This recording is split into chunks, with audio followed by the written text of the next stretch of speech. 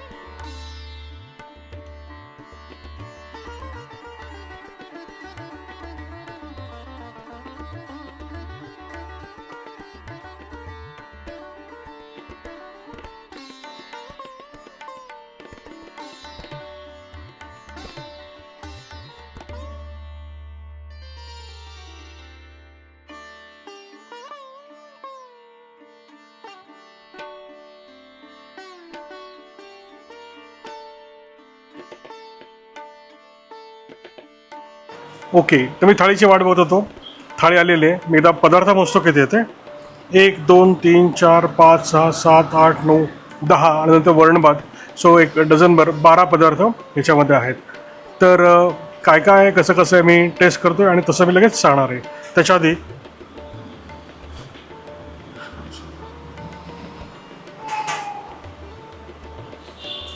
चला तर सुरुवात करतो. सगळ्यात पहिल्यांदी इथे आहे छोले.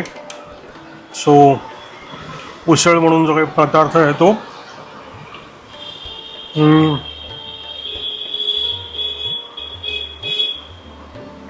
फ्रेश आणि छान मसाला वापरलेला, प्रॉपर छोला जी चव पाहिजे त्याच्यामध्ये आहे. त्यापुढे आहे बटाट्याची भाजी, कुक टू द परफेक्शन ज्याला म्हणता येईल, अशी छान फोडणी असलेली आणि कढीपत्त्याची चव लागलेली, अतिशय व्यवस्थित पुणेरी पेठी असं जास्तीत चांगलं वर्णन करता येईल अशी भाजी आहे. आणि थाळीतला जो किंग पदार्थ असतो, किंग दॅट इज आमटी. बेसिक रॉ आमटी आहे, छान फोडणी बसलेली आहे, घरगुती ज्याला चव म्हणतात अशी परफेक्ट घरगुती चव आहे. सो तिन्ही पदार्थ अतिशय छान, हायली रेटेड माझ्याकडनं आत्ताच, खूप छान आहेत. पुढचे पदार्थ मी टेस्ट करतो आणि मध्ये मध्ये सांगतो कसं कसं वाटतं ते. नेहमीचा प्रश्न, पोळी आहे का चपाती आहे? तर पोळी आहे, मल्टीलेअर, सो इट्स पोळी. विशेष चव जी आहे ती मिरचीच्या लोणच्याची. आता मिरची लोणच्याची विशेष चव म्हणजे त्याला जी मोहरी चढवली जाते प्रॉपर, त्याची एक प्रॉपर टेस्ट येते. तुम्हाला आतमध्ये घशाची येते, नाकाची येते, जी क्लासिक टेस्ट लागते ती यांना जमलेली आहे. बऱ्याच लोकांना वसाबी हा पदार्थ माहिती असेल तर ते कम्पेअर करू शकतील त्याचं सेन्सबद्दल की हे कसं लागत असेल. मला आत्ता ते अतिशय कमीत कमी मसाले आणि तरीही चव अचीव करणं जी काय गोष्ट असते ती कोकणस्थ म्हणजे कोकणात राहणाऱ्या लोकांना ती जमलेली आहे. आपण देशावरती बघतो की सगळीकडे ग्रेव्ही बेस्ड भाज्या असतात, खाऊन कंटाळा येतो, कांदा, टोमॅटो, लसूण वगैरे, पण त्यातलं काही न वापरता अगदी माफक वापरूनही एक चांगली चव, सात्विक ज्याला म्हणता येईल तशी अचीव करणं हे कोकणातल्या लोकांना जमलेलं आहे. सो आत्तापर्यंत कोकणात मी जेवढ्या थाळ्या खाल्ल्या, अमेझिंग, मस्त. खूपसे मसाल्याचे पदार्थ हे कोकण बेल्ट आणि गोवा बेल्ट या ठिकाणी उगवतात. त्यामुळे इथल्या लोकांचा रेडीमेड मसाले विकत घेऊन वापरण्यापेक्षा घरी स्वतः मसाले तयार करायचे, ते खाद्यपदार्थात विकायचे, वापरायचे आणि साईड बाय साईड विकायचे, असे इथे बिझनेसेस चालतात. तर हे जे पदार्थ इथले आहेत हे नेटिव्ह जे मसाल्याचे पदार्थ तयार झाले ते आणि त्यापासून बनवले गेलेले हे खास मसाले. त्यामुळे याची चव जी आहे ती भयानक वेगळी ॲक्सेंच्युएट झालेली आहे, खूप छान लागते, मला आवडलेली आहे. अगदी थोडासा, थँक्यू, बस बस बस बस बस, थँक्यू. फ्रेश भात आलेला आहे, मस्त गरम. आमटी मी रिफिल परत केलेली आहे आणि खिच्चे. सो लेट मी स्टार्ट आणि मी सांगतो कसं वाटतं हे. परत एकदा नियम, कोकणात जेवायला गेला तर सगळ्यात पहिल्यांदा खाण्याचा पदार्थ पावसाळ्याच्या काळामध्ये खिच्चे, आणि जास्त वेळ थांबलं तर ते सॉगी होतात. सो लेट मी ट्राय दिस. अतिशय कुरकुरीत आणि मजेदार. आणि आता आषाढामध्ये परत तळलेलं खाण्यामध्ये जी मजा असते ती वर्षात इतर सीझनमध्ये फारशी वाटत नसते आपल्याला. So amazing. कोकणामध्ये आणि इनफॅक्ट पालेगावात सुद्धा जेवणाची जी सिम्प्लिसिटी मेंटेन केलेली आहे ती आपल्या वर सिटीमध्ये लाईफ जे चाललेलं असतं त्याच्यापेक्षा खूप वेगळी, एक वेगळीच शांतता आहे इथे.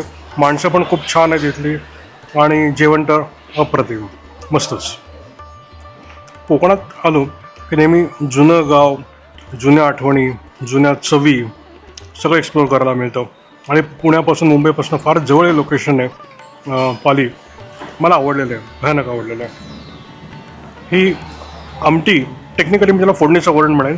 त्या फोडणीच्या वरणाची चव, ही भाताची चव आणि हा इथला ॲम्बियन्स नक्की आपल्याला बराच काळ मागे घेऊन जाईल. तुमच्या या चवींच्या असोसिएटेड आठवणी नक्कीच जागृत होतील. चला तर, ताक व्यवस्थित, जेवढं आंबट असायला पाहिजे तेवढं, जेवढं पातळ असायला पाहिजे तेवढं, तक्र म्हणून जे काय आपण म्हणतो त्या टाईपचं हे परफेक्ट जमलेलं ताक आहे, आवडलेलं आहे. हे जे खिच्चे आहेत ते पावसाळ्यामध्ये पटकन मॉइश्चर ॲब्सॉर्ब करतात आणि मऊ पडतात, म्हणून पटकन खाल्ले पाहिजेत. तर याच पोह्यांपासून बनवलेल्या या गोष्टीचा वापर आपण कटलेटमध्ये करतो. कटलेटमध्ये आपण पोह्याचे भुगा करून टाकतो बारीकसा, सो दॅट त्याचे मॉइश्चर आहे कटलेटमधलं ते पोहे ॲब्सॉर्ब करतात आणि आपल्याला ड्राय क्रिस्पी असे छान कटलेट्स मिळतात. सो एक असं आणि एक त्याचा उपयोग तसा. नेक्स्ट शेवटचा पदार्थ गुलाबजाम. चांगला गुलाबजाम आहे, अति गोड पाक वगैरे नाही आहे, झकास आहे. इथे येण्यासाठी पत्ता आणि इतर जी माहिती आहे, फोन नंबर वगैरे डिस्क्रिप्शनमध्ये दिलेच असतील खाली, ते तुम्ही चेक करा.